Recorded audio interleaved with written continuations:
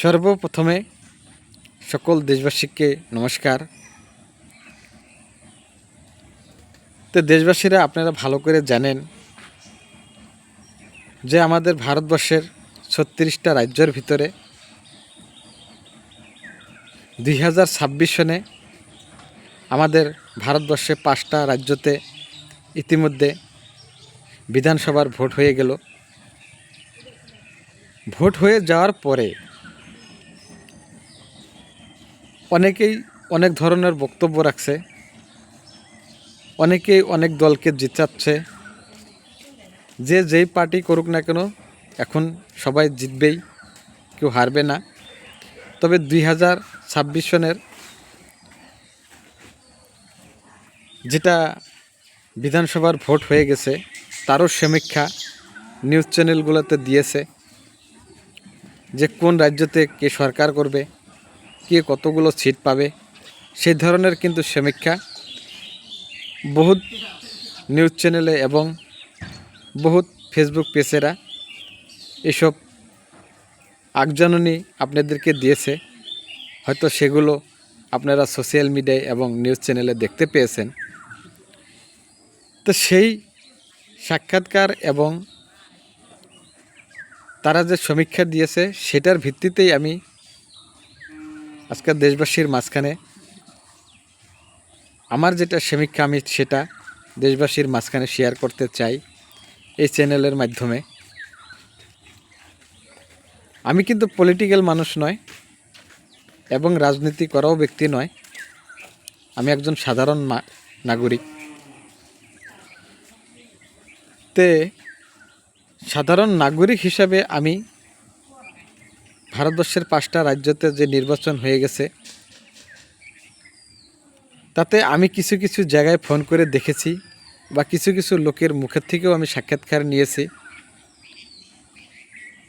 তাতে বিশেষ করে আসামের কথাই আমি বলছি, যেহেতু আমি আসামের বাসিন্দার। তো আসামের কথাটাই আমি প্রথমে বলে নিই।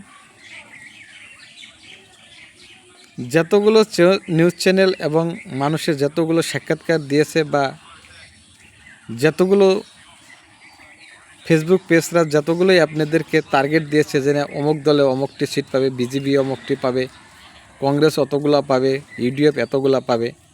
তো আমার সমীক্ষাটা আপনারা কাগজ কলমে লিখে রাখবেন। আসামে বিজেপি সরকার হবে এটা 100%। যদি কেউ আছেন আমার এই কমেন্টে জানাবেন যে বিজেপি সরকার হবে না, তার সঙ্গে আমি বাজি করতে চাই। আমি 100% বলে দিলাম আসামে আবার বিজেপি সরকার হবে, এখানে কোনো দ্বিমত হবে না। কেননা বিজেপি সরকার এই জন্যই হবে, 15 বছর আগে আমাদের আসামের যেটা পরিস্থিতি ছিল, তারপরে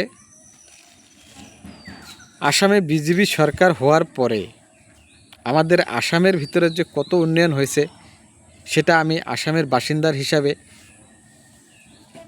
বলতে পারি, বা দেশবাসীর মাঝখানে আমি বলতে পারি যে না, আসাম আগের আসাম নেই, এখন আমাদের আসাম অনেক উন্নয়ন হয়েছে।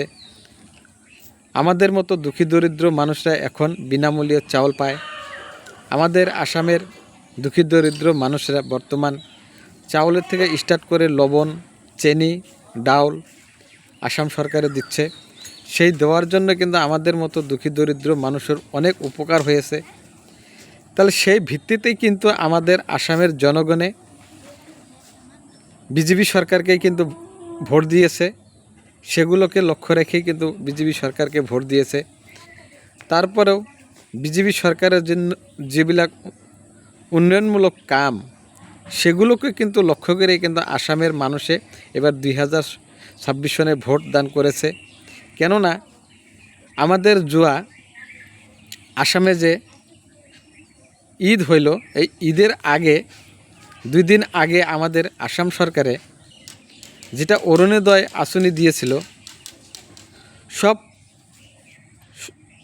সব নারীদেরকে যেভাবে, সবগুলোই নয়, কিছু কিছু নারীদেরকে বা আমাদের মা বোনকে যেভাবে বিজেপি সরকারে ঈদের আগের দিন যেভাবে 10,000 করে টাকা দিয়েছিল, সেগুলো কথা হয়তো দেশবাসীরা কখনো ভুলতে পারবে না।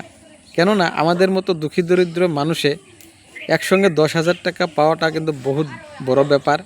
কেননা ঈদের আগের দিন 10,000 টাকা দেওয়ার জন্য সরকারে দিয়েছিল দেখেই আমাদের মতো দুঃখী দরিদ্র মানুষে বা ইসলাম ধর্মর ভাই বন্ধুরা বা ইসলাম ধর্মর মা বোনেরা সেই ঈদের সময় কিন্তু তারা কিছু কিছু জিনিস কিনে খরচপাতি করে ঈদটা কিন্তু সুন্দরভাবে পালন করেছিল। সেই কথা লক্ষ্য রেখেই কিন্তু আসামে এবার আমরা বিজেপি সরকারকে ভোটদান করেছি। তো 100% এবার আসামে বিজেপি সরকার হবে,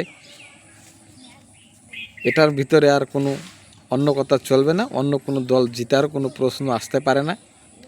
কিন্তু অনেক দলেই বলে যে এবার আমরা সরকার গঠন করব, সেটা তাদের ব্যক্তিগত মত। কিন্তু আমার ব্যক্তিগতভাবে আমি রাইজের মাঝখানে শেয়ার করে দিয়েছি যে আসামে কোনো পদ্ধতিতে এবার বিজেপি সরকারকে হাঁটাতে পারবে না। সেই ধরনের কাজ করে নাই আসামে বিজেপি সরকারে, ভালো কাজ করেছে দেখেই এইবারও বিজেপি সরকার আসামে গঠন করবে। তো এইটুকু আমি আসামের জনগণের কাছে এই ভিডিওটাতে আমি শেয়ার করে দিলাম। আমার কথার যদি মতের সাথে মত মিলে তাহলে নিশ্চয়ই কিন্তু আপনারা আমার এই ভিডিওটাতে অল্প কমেন্ট করে জানাবেন। তারপরে অনেক চ্যানেলে দিচ্ছে যে কংগ্রেস 70-72টা সিট পাবে, ইডিও 12-14টা সিট পাবে। তো আমি এবার সিটের কথাটাও বলতে চাই এই ভিডিওর মাঝখানে। আপনারা লিখে রাখবেন কাগজ কলমে, বিজেপি 80 থেকে 85টা সিট পাবে, ইউডিএফ 7 থেকে 8টা সিট পাবে, আর বাদবাকি যতগুলো সিট আছে সেগুলো অন্য অন্য দলে ভাগ করে নেবে। ঠিক আছে, আপনারা আমরা লিখে রাখবেন। বেশি সময় নাই, হয়তো আর 20-22 ঘন্টা পরেই কিন্তু সবাই জানতে পারবেন যে আমার কথার সাথে আমি যেসব কথা বলেছি বা কথাগুলো সত্য হলো না মিথ্যা হলো, নিশ্চয় তখন আপনারা জানতে পারবেন। আমার যদি কথা সত্য হয় তাহলে আমার ভিডিওতে আপনারা কমেন্ট করে জানাবেন যে ভাই আপনি যেটা বলেছিলেন সেটা সত্য হয়েছে। আর যদি আমার কথা যদি না মিলে তাহলে নিশ্চয়ই আপনারাও কমেন্টে জানাইতে পারবেন যে না আপনার কথা সঠিক হয় নাই, তাও কিন্তু আপনারা বলতে পারবেন। ঠিক আছে, কিন্তু আসামে কিন্তু বিজেপি সরকার 100%।